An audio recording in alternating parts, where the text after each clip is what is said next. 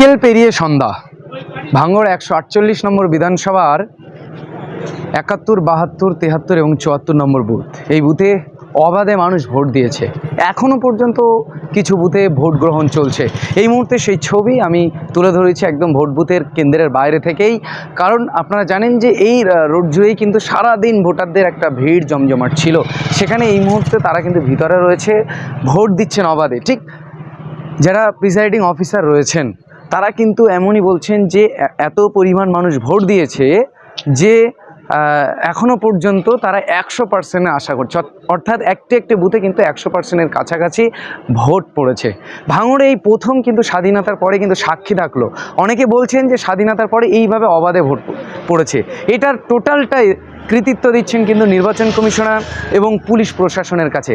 কারণ আপনারা জানেন যে পুলিশ প্রশাসন এবং কেন্দ্র বাহিনী যেভাবে এই সেন্সিটিভ এলাকাতে, বিশেষ করে ভাঙড়ের যে বুথে আমি দাঁড়িয়ে রয়েছি, এটি কিন্তু সেন্সিটিভ বুথ হিসাবে কিন্তু তাদের কাছে রয়েছে। কারণ সকাল থেকে গত কয়েকটা নির্বাচন আগে যদি আমরা দেখি, সকাল থেকেই কিন্তু এখানে একদম নির্বাচনের শুরু থেকেই ঝামেলা লেগে থাকতো। সেখানে আজকে কোনো ঝামেলা ছাড়াই আজকে অবাধে ভোট হয়েছে।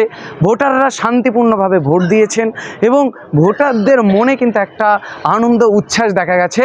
কারণ আপনারা জানেন যে শান্তিপূর্ণ ভোট বিগত কয়েকবারে দেখা গেছে যে বুথে বুথে বাড়িতে বাড়িতে গিয়ে কিন্তু যারা রাজনৈতিক দল থেকে কিন্তু মানা করা হতো যে ভোট দেওয়া যাবে না বা ভোট দিতে নিষেধ করা হতো।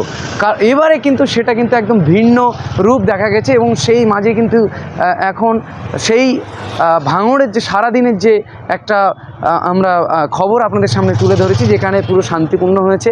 এবং আপনারা জানেন যে মানুষ একদিকে যেমন ভোট দিয়েছে, তেমনি তার গণতান্ত্রিক অধিকার দেখিয়েছে যে আমরা গণতান্ত্রিক অধিকারে এইভাবে আমরা ভোট দিই। কিন্তু অপরদিকে আর একটা বিষয় কিন্তু উঠে আসছে, সেটা হচ্ছে যে যারা বৈধ ভোটার এখনও পর্যন্ত তাদেরকে ইনক্লুড করা হয়নি। এই যে নির্বাচন হয়ে গেল 26-এর, এই নির্বাচনে বহু লক্ষ লক্ষ বৈধ ভোটারকে কিন্তু বাদ দিয়ে এই ভোট গ্রহণ হয়েছে।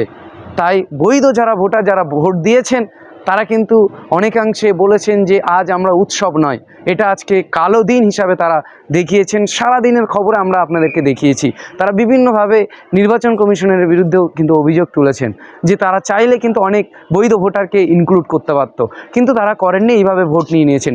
এখন ভাঙড় 148 নম্বর বিধানসভায় দেখার বিষয় রয়েছে আগামী 4 তারিখ কে শেষ হাসি হাসবে। একদিকে যেমন আপনারা দেখেছেন যে এখানে শওকত মোল্লা তৃণমূল কংগ্রেসের থেকে প্রার্থী হয়েছেন, অপরদিকে নওশাদ সিদ্দিকী আইএসএফ থেকে তিনি প্রার্থী হয়েছেন এবং আরও বেশ কিছু দল কিন্তু এখানে ভাঙড় 148 নম্বর বিধানসভায় তারা ফ্যাক্টর ছিল না। মূলত হাড্ডাহাড্ডি লড়াই চলেছে শওকত মোল্লা ভার্সেস নওশাদ সিদ্দিকী। এখন দেখার বিষয় 4 তারিখে কে শেষ হাসি হাসবে, কাদের মুখে শেষ হাসি থাকবে।